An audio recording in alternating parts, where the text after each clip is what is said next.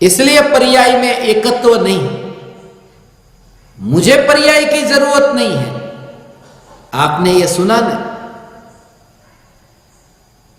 द्रव्य तो त्रिकाल है। कल अनुभूति नहीं थी तब भी द्रव्य तो था ना। तो द्रव्य को टिकने के लिए पर्याय की जरूरत नहीं पड़ती। वो तो कल अनुभूति की पर्याय नहीं थी तो भी द्रव्य तो टिका था। इसलिए सम्यक दर्शन की जरूरत द्रव्य को नहीं पड़ती, मगर सम्यक दर्शन को आत्मा की जरूरत पड़ती है ना, क्योंकि एकत्व करे किसमें, इसलिए सम्यक दर्शन को आत्मा की जरूरत पड़ती है। मगर सूक्ष्म रूप से पूज्य गुरुदेव श्री ये कहते थे कि जैसे त्रिकाली ध्रुव ज्ञायक को पर्याय की जरूरत नहीं है, ऐसे ही पर्याय को उत्पन्न होने के लिए द्रव्य की जरूरत नहीं है। पर्याय को उत्पन्न होने के लिए अपनी उस समय की पर्याय की योग्यता की जरूरत है, द्रव्य की नहीं। अपना काल पका कि पर्याय उत्पन्न हुई, द्रव्य ने उत्पन्न नहीं की। ये द्रव्य नहीं होता तो मैं किसमें एकत्व करती, ऐसा है ही नहीं, क्योंकि वो पर्याय का ही परिणमन है। उसमें दोनों सत्य है, पर्याय है वहां द्रव्य है, द्रव्य है वहां पर्याय है, मगर फिर भी दोनों की स्वतंत्रता ऐसी है।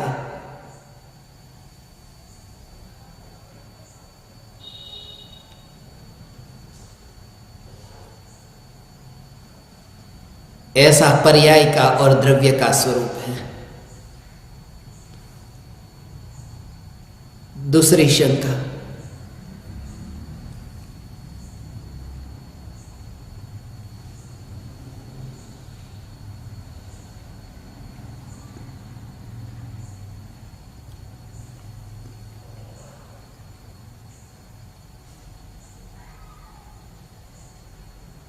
आपको प्रथम बार अपूर्व अनुभव कब, कैसे और कहां हुआ? आपके मन में उससे पूर्व क्या तत्व विचार चल रहा था? अगर किसी वीडियो में आपने बताया है तो कृपया लिंक बता दीजिए।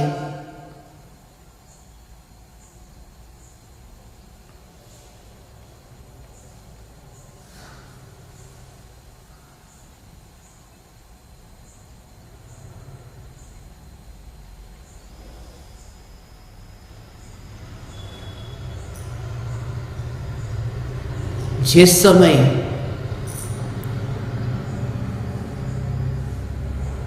त्रिकाली ध्रुव ज्ञायक देव की निर्विकल्प अनुभूति होते हैं, उस समय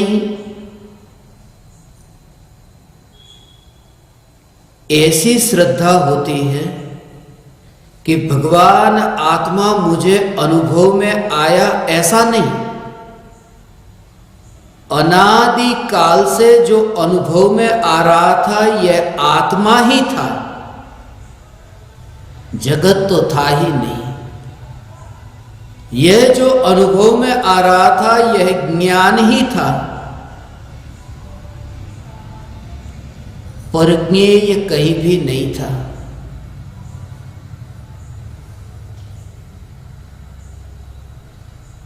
आत्मा की अनुभूति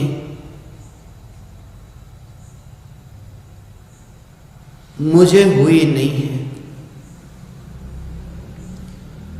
और तुम भी उस पर ज्यादा जोर मत देना कि तुम्हें अनुभूति हो। मेरी पूरी देशना इस पर है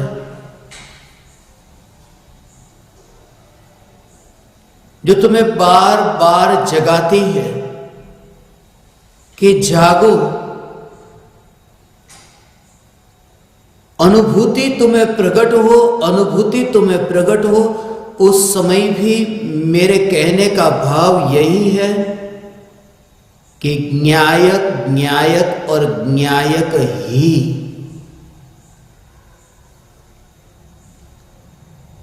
अनुभूति मुझे प्रकट हो, अनुभूति मुझे प्रकट हो।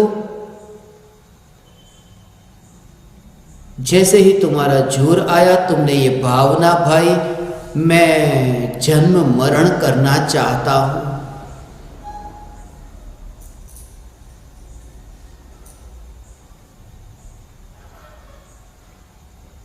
इसलिए वहां ये विचार ही नहीं होता।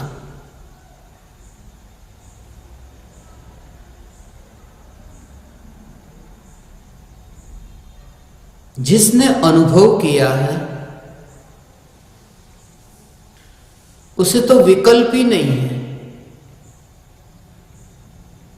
वह तो मौन है। इसलिए दोनों का मेल नहीं खाता। इसलिए निधि पलावत, ये तुम पहली नहीं कि जो ये प्रश्न पूछ रही हो।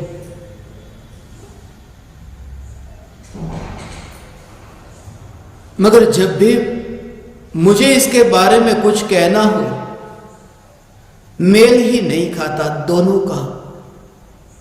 मैं सिर्फ इतना कहता हूं कि अनुभूति मौन में होते हैं और ये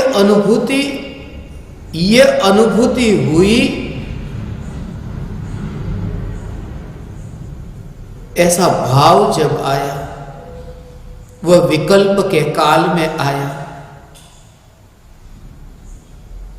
अनुभूति हुई ये विकल्प के काल में ही पता चले।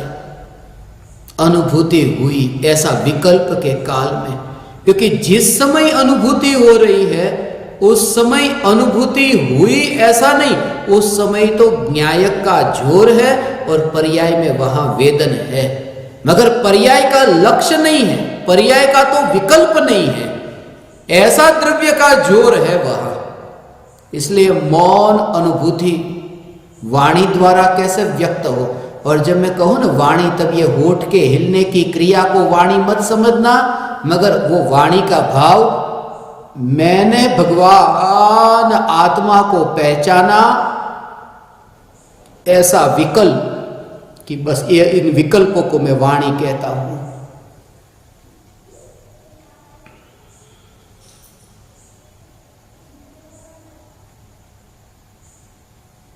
और भीतर में ये कमजोरी जानता है कि जो जैसे 4 बजे भगवान आत्मा अनुभव में आता है, ये समझने के लिए तो 4 बजे अनुभव में आया तो 4:01 तक अनुभव में आया।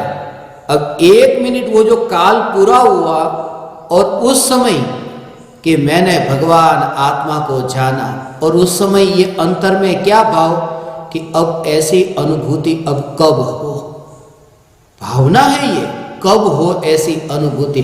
अब कहीं पर भी संसार में रुचता नहीं है। अनुभूति होने पर ये यथार्थ श्रद्धा होती है कि अब जगत में कहीं रुचता नहीं, अब अनुभूति अनुभूति अनुभूति अनुभूति। तो पुरुषार्थ की कमजोरी के कारण अभी आत्मा के स्वरूप में लीन नहीं हो पा रहा हूं। ये 4:01 पर कि पुरुषार्थ की कमजोरी के कारण मैं आत्मा में लीन नहीं हो पा रहा हूं। ये पुरुषार्थ की कमजोरी कब छूटे? और कौन से पुरुषार्थ की कमजोरी की अनुभूति होने के बाद में गुरु के सामने जो मस्तक झुकाया, अहो अहो श्री सद्गुरु करुणा सिंधु अपार, ऐसा जो गुरु के सामने मस्तक झुकाया, ये पुरुषार्थ की कमजोरी। ये पुरुषार्थ की कमजोरी तो सब कहे, मगर अभी जो 4 बजे से 4:01 तक जो अनुभव हुआ, ऐसा अनुभव कब होगा, ऐसा विकल्प ये पुरुषार्थ की कमजोरी लगती है। क्योंकि न्यायक वहां से ध्यान हट करके ये अनुभूति पर क्यों गया, इसी का नाम पुरुषार्थ की कमजोरी। गजपंथा की वह भूमि, अनुभूति के पश्चात कब हो अब ये निर्विकल्प अनुभूति, अब कब हो?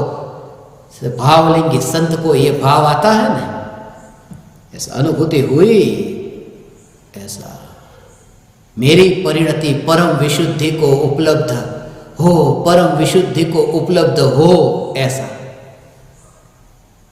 अपूर्व अवसर ऐसा कब आएगा कि जब मैं निर्ग्रंथ हूं,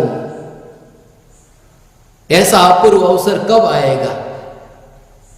तो परम कृपालु देव को ये जो भाव आता है ना, वो ऐसा, सीधी सी बात है, ऐसा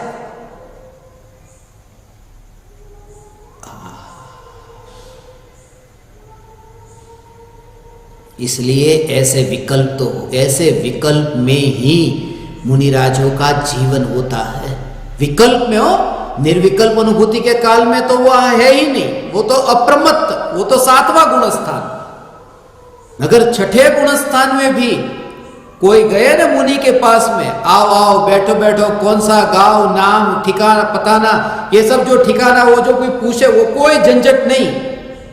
उस समय भी उसे 6ठा गुणस्थान कहा कि कब होगी ऐसी निर्विकल्प अनुभूति, ऐसी निर्विकल्प अनुभूति हो जो 7वें में अभी हुई थी ना, ऐसी निर्विकल्प अनुभूति हो, ऐसी निर्विकल्प अनुभूति हो, उस स्थिति का नाम 6ठा गुणस्थान है।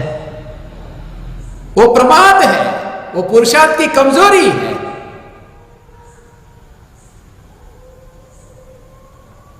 इसे कहते हैं अटकना नहीं कहीं,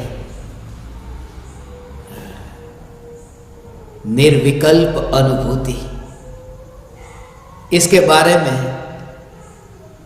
बहुत बार जगह जगह पर जहां पर भी ज्ञान दीपकों ने पूछा है, वहां मैंने बताया है।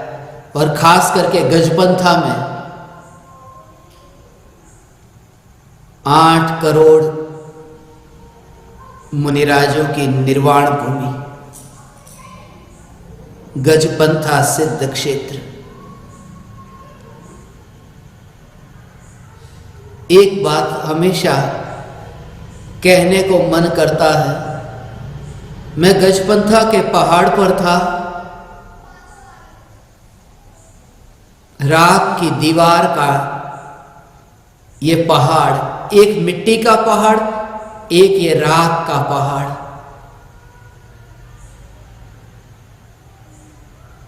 कभी कभी तुमने देखी होगी ने ऐसी झोपड़ी, पहाड़ के ऊपर कोई साधु रहते हैं, साधु बाबा झोपड़ी बना करके रहते हैं। जैसे तुम देखो झोपड़ी में रहते हैं, ऊपर नीचे झोपड़ी नहीं, पहाड़ के ऊपर झोपड़ी। उस समय यही भाव था, पहाड़ के ऊपर मकान बना है, पहाड़ मिट्टी का है और झोपड़ी बनी है राख की, और साधु है, जो साधक है वह साधु है, जो दूर से देखता है पहाड़ पर बनी हुई झोपड़ी को। और तब मैंने देखा मेरे पैरों के नीचे जो पहाड़ की मिट्टी, और ऊपर देखा 8 करोड़ सिद्ध परमात्मा, और दोनों के बीच में ये अवकाश कैसे देखना पड़ा।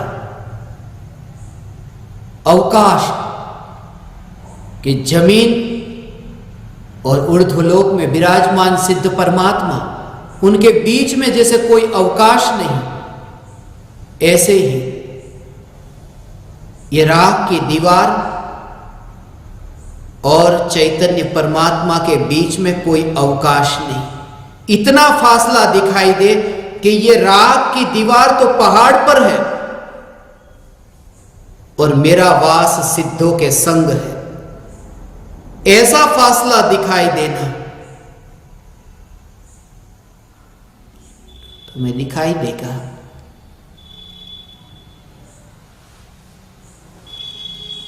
यदि तुम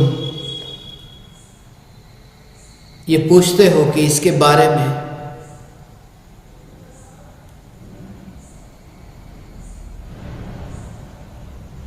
बहुत से वीडियो में जो बताया उसका एक 13 सितंबर का चैतन्य सत्ता मात्र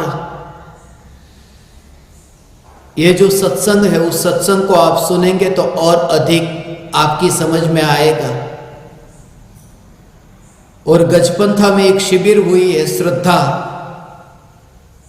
उस शिविर के सत्संग को सुनेंगे तो आपकी समझ में आएगा।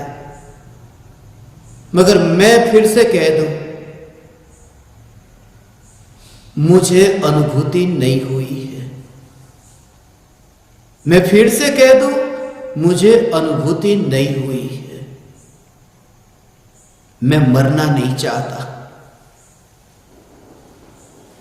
मुझे अनुभूति हुई है, यह स्वीकार करके मैं मरना नहीं चाहता।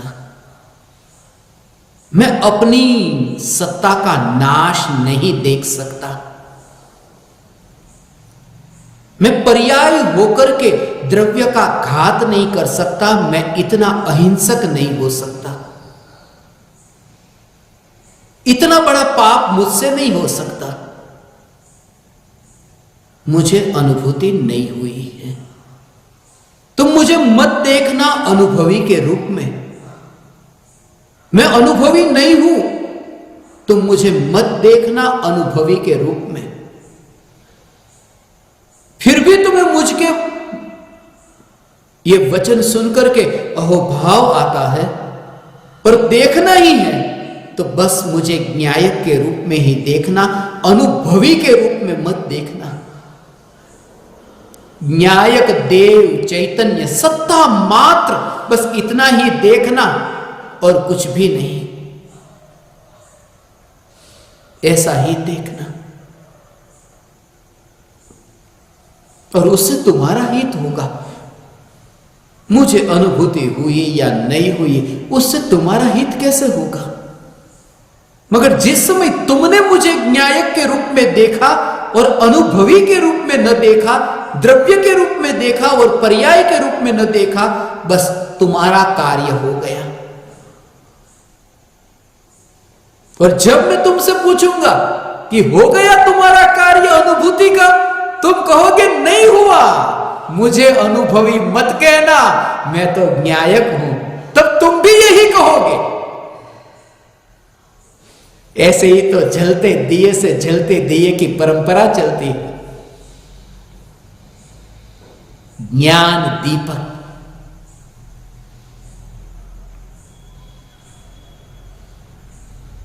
आज का ये दिन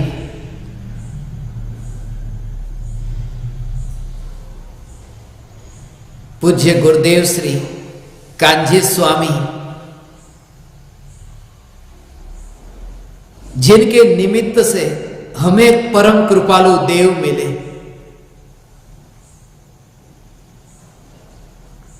परम कृपालु देव की समझ मिली।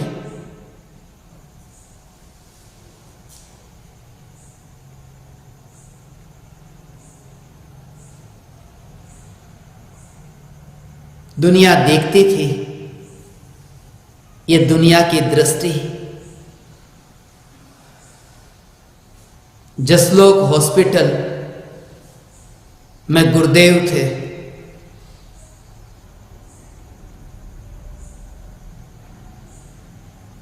वास्तव में वे जसलोक में नहीं थे।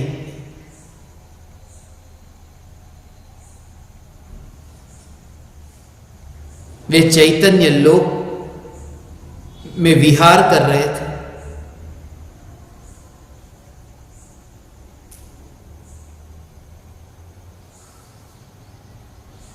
और यही भेद समझना है।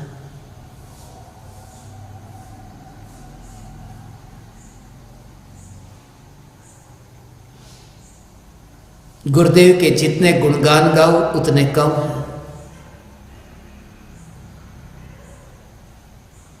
जो भी मैंने आप ज्ञान दीपकों से आज तक जो कुछ भी सुनाया है, उनमें से एक भी शब्द मेरा नहीं है। पूज्य गुरुदेव श्री और कृपालु देव के ही ये शब्द हैं। शब्द गुरुदेव के हैं, अनुभूति स्वयं की है। अनुभूति पराये की नहीं हो सकती और शब्द अपने नहीं हो सकते। इन दोनों रहस्य को समझकर हे ज्ञान दीपक, आपका भी ज्ञान का दीपक प्रज्वलित हो। एक समय के लिए भी यदि तुम्हारे अंतर में पूज्य गुरुदेव श्री के प्रति अहोभाव आता है तो इतना जरूर करना कि गुरुदेव को आज तक गुरुदेव गुरुदेव गुरुदेव के रूप में बहुत बार पुकारा, जाना। अब गुरुदेव को